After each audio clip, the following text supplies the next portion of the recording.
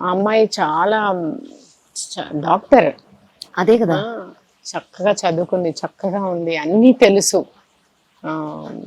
But still ధైర్యం అనే ఒక ఆస్పెక్ట్. అండ్ ఆ నిమిషంలో ఎలా యాక్ట్ చేస్తే మనము ఆ సిచ్యుయేషన్ నుంచి బయటపడతాము అన్నది తెలియడం ఒకటే ఇప్పుడున్న పరిస్థితుల్లో అత్యంత ఇంపార్టెంట్. అరే మేమేం చేయలేకపోయామన్నది మా బాధ. తను కూడా హెల్ప్ చేసుకోలేకపోయింది. సో అందరినీ, సమాజాన్ని అంతా ఒక దిగ్భ్రాంతికి గురి చేసింది.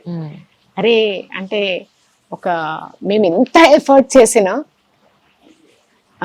అదొక్క దాని వల్ల అరే సేఫ్టీ అంతా లేదు అన్న ఒక సేఫ్టీ అనేది ఒక పెద్ద అన్సేఫ్ అన్న ఒక భూతాన్ని చూపించినట్టు అయిపోయింది. ప్లస్ తనని సమాజం కాపాడుకోలేకపోయింది, తనని తను కాపాడుకోలేకపోయింది, మేము కాపాడలేకపోయాం. ఈ సంథింగ్ చాలా అంటే చాలా హర్ట్ కి గురి అయినది. అలాంటివి చాలా ఇన్సిడెంట్స్ ఉన్నాయండి. మరి 5 years బేబీస్ ని ఓన్ ఫాదర్స్ చేసినవి మన భరోసా సెంటర్స్కి వచ్చేవి. ఇంకొక ఇన్సిడెంట్ పటాన్ చెరువులో ఒక హోమ్లో అమ్మాయి ఆర్ఫన్. ఆ అమ్మాయిని ఆ హోమ్కి నేను హెల్ప్ చేస్తాను, సిఎస్ఆర్ ఇస్తానని చెప్తూ వచ్చి ఆ హోమ్ని చూసుకునే ఆవిడ బ్రదర్ ఈ అమ్మాయిలని ఎరగా చూయించి ఆ అమ్మాయిలకు ఏదో కూల్ డ్రింక్లో ఏదో ఇచ్చి ఆ అమ్మాయిని చేయడము. ఆ అమ్మాయి రిపీటెడ్గా అలా గురి కావడం వల్ల ఎవరికి చెప్పుకోలేదు, ఆర్ఫన్.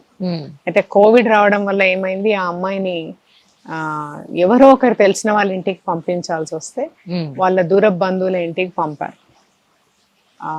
ఆ వెళ్ళిన అమ్మాయి అక్కడ అన్ఎబేటెడ్గా యూరిన్ పాస్ చేయడం, అంటే ఆ అమ్మాయికి ఇంకా కంట్రోల్ లేకుండా పోయి వాళ్ళు ఇంత మాత్రం మేనర్స్ లేవని ఉల్టా కొట్టడం ఆ అమ్మాయిని.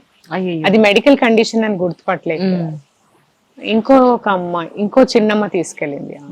తీసుకెళ్ళాక ఏదో సంథింగ్ ఈజ్ రాంగ్ అని చెప్పి డాక్టర్ దగ్గరికి తీసుకెళ్తే ఈ అమ్మాయి సెక్షువల్ అబ్యూస్ కి గురి అయింది, మీరు అర్జెంటుగా పోలీస్ దగ్గరికి తీసుకెళ్ళండి అన్నారు. అయ్యయ్యో. తీసుకెళ్తే ఆ అమ్మాయిని మనం భరోసాకు తీసుకొని వచ్చారు, ఎగ్జామిన్ చేశారు, రికార్డ్ అయ్యింది. ఆ అమ్మాయి చెప్పింది ఫలానా వాళ్ళు అంకుల్ ఇలా కలిపి చేశారని చెప్పింది. ఆ అమ్మాయికి అప్పటికే విపరీతమైన యూరిన్ ఇన్ఫెక్షన్. హాస్పిటల్లో జాయిన్ చేశాక 3-4 రోజులకు ఆ అమ్మాయి చనిపోయింది. చనిపోయింది. But we took it so seriously that మనము women and child welfare department, తర్వాత ప్రాసిక్యూషన్ డిపార్ట్మెంట్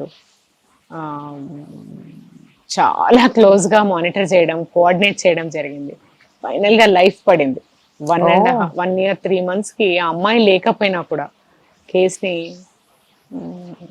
అంటే ఒక ఆర్ఫన్ ఒకటి ఎవరికి చెప్పుకోలేకపోయింది, ఉన్న దూర బంధువులు కూడా అర్థం చేసుకోలేకపోయారు. ఆ ఇన్ఫెక్షన్ ఎక్కువైపోయింది, అమ్మాయి ప్రాణమే లేకుండా పోయింది. అలాంటప్పుడు అతనికి శిక్ష పడకపోతే మనం ఈ మానవ సమాజంలో ఉండి కూడా అంటే అలాంటివి ఎన్నో. కాబట్టి this is a very sensitive job where you directly give justice. Impact అన్నాను కదండి, impact profession. You can create very good impact. నిజం. కానీ మనం కూడా పాజిటివ్ గా పెట్టుకోవడం చాలా అవసరం. నిజం. ఎస్పెషల్లీ పిల్లలు చిన్న వయసు నుంచి పెద్దవాళ్ళ వరకు కూడా women girl safety point of వ్యూలో కొన్ని పాయింట్స్, ఇంపార్టెంట్ పాయింట్స్ మీరు వాళ్ళకైనా చెప్పదలుచుకున్నారా ఈ కార్యక్రమం ద్వారా? Personal safety first thing is, ఎవరో నా గురించి నన్ను సేఫ్ గా చూడాలి అన్న ఒక కాన్సెప్ట్ నుంచి ఉమెన్ బయటికి రావాలి. నన్ను నేను సేఫ్ గా పెట్టుకోవాలంటే first I should know to speak out. Correct. నాకు ఏదైనా ఇది నచ్చలేదు, నాకు ఇది అప్రాప్రియేట్ గా అనిపించట్లేదు అన్నప్పుడు ఖచ్చితంగా మాట్లాడేంత ఫ్రీడమ్ ఒక అమ్మాయికి మనం చాలా చిన్న వయసు నుండి సమాజంగా, అదొక ఫ్యామిలీ కావచ్చు, ఒక ఎడ్యుకేషనల్ ఇన్స్టిట్యూషన్ కావచ్చు, లేదంటే society as a whole, we have to first అది ఒకటి అమ్మాయికి రావాలి ఆ ఫ్రీడమ్. 2 ఆ స్పీకింగ్ అవుట్ అన్న ఒక ధైర్యాన్ని మనము అమ్మాయికి ఇవ్వగలగాలి. చదువుకున్న అమ్మాయిలు కూడా చెప్పలేరండి. అవును ఎందుకంటే ఇప్పుడు మీరు ఇందాక ఎన్నో ప్రశ్నలు వేసినారు, సొసైటీ ఏమనుకుంటుందో, అవును నా ఫ్యామిలీ, నా భర్త ఏమనుకుంటాడో, నా పిల్లలు ఏమనుకుంటారో, మా అత్తగారు ఏమనుకుంటారో, అవును నా బంధువులు ఏమనుకుంటారో. ఉమ్, ఈ ఫీలింగ్స్ లోంచి ఎప్పుడైతే మనము బయటకు వస్తాము. బయటకి ఎప్పుడు వస్తామంటే ఎంకరేజ్ చేస్తే, కరెక్ట్. ఆ ఎంకరేజ్మెంట్ అమ్మాయికి కావాలి. అప్పుడు ఆటోమేటిక్గా తను ధైర్యంగా మాట్లాడగలుగుతుంది. మూడవది, తనకేం కావాలనుకుంటుంది అనేది ఒక అమ్మాయి, చదువుకున్న అమ్మాయిలైనా కనీసం అవును, అవును. చాలా క్లారిటీ తెచ్చుకోవాల్సిన అవసరం ఉంది. కరెక్ట్. అంటే అందరూ చేసినవి చేస్తేనే కరెక్ట్ అని ఏం లేదండి. నిజం. అంటే నేను ఇలా ఉండాలి, ఇలాంటి బట్టలు వేసుకోవాలి, ఈ వయసులో పెళ్లి చేసుకోవాలి, ఈ వయసులో పిల్లలు కనాలి, ఈ వయసులో ఇల్లు ఉండాలి, నేను ఒద్దిగ్గా ఉండాలి, పొందిగ్గా ఉండాలి, అందరు నన్ను చూసి అరే ఎంత ఒద్దికగా పొందిగ్గా ఉంది అని అనుకోవాలి. అంటే ఈ సొసైటల్ స్టాండర్డ్స్, అవును. మన స్టాండర్డ్స్ మనం సెట్ చేసుకోవాల్సిన అవసరం అట్లీస్ట్ చదువుకున్న అమ్మాయిలకు ఉందని అంటాను.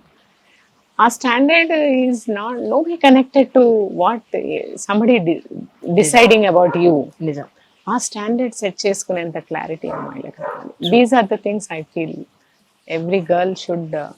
అంటే అప్పుడు నవ సమాజం అంటాం కదా, వేర్ ఎవ్రీబడి ఈజ్ ఈక్వల్ నిర్మితం అవుతుంది. నిజం. లేదంటే ఇలాగే మనము 24 గంటలు క్రైమ్ ఎందుకు అవుతుంది, మనని ఎందుకు అనుకుంటున్నారు, మనం అలా ఎందుకు ఉండాల్సి వస్తుంది, మనం ఇలా ఎందుకు బట్టలు వేసుకోకూడదు, మనం ఇలా ఎందుకు మాట్లాడకూడదు, మనకి ఎప్పటికీ ఈక్వాలిటీ రాదా అని ఊరికే స్టేజీల మీద మాట్లాడాల్సిందే, వీడియోల ముందు మాట్లాడాల్సిందే. బట్ యాక్చువల్ చేంజ్ మన నుంచే స్టార్ట్ కావాలి. True. The change which we want to see has to start from us. True. చదువుకున్న తర్వాత కూడా మారలేకపోతే మనకి ఇంకెవరు మారుస్తారు? నిజం మ్యామ్, నిజం. చాలా మంచి విషయాలు, చాలా ఉపయోగపడే విషయాలు ఈరోజు మీ నుంచి నేను కూడా నేర్చుకున్నాను. Actually as a mother, as a woman నాలో ఉన్న చాలా డౌట్స్ కూడా అడిగాను. Actually thank you so much ma'am. Once again ఎక్కువ ఇబ్బంది పెడితే దయచేయండి. థ్యాంక్ యూ అంజలి గారు. Thank you so much. You always are awesome. Thank you ma'am.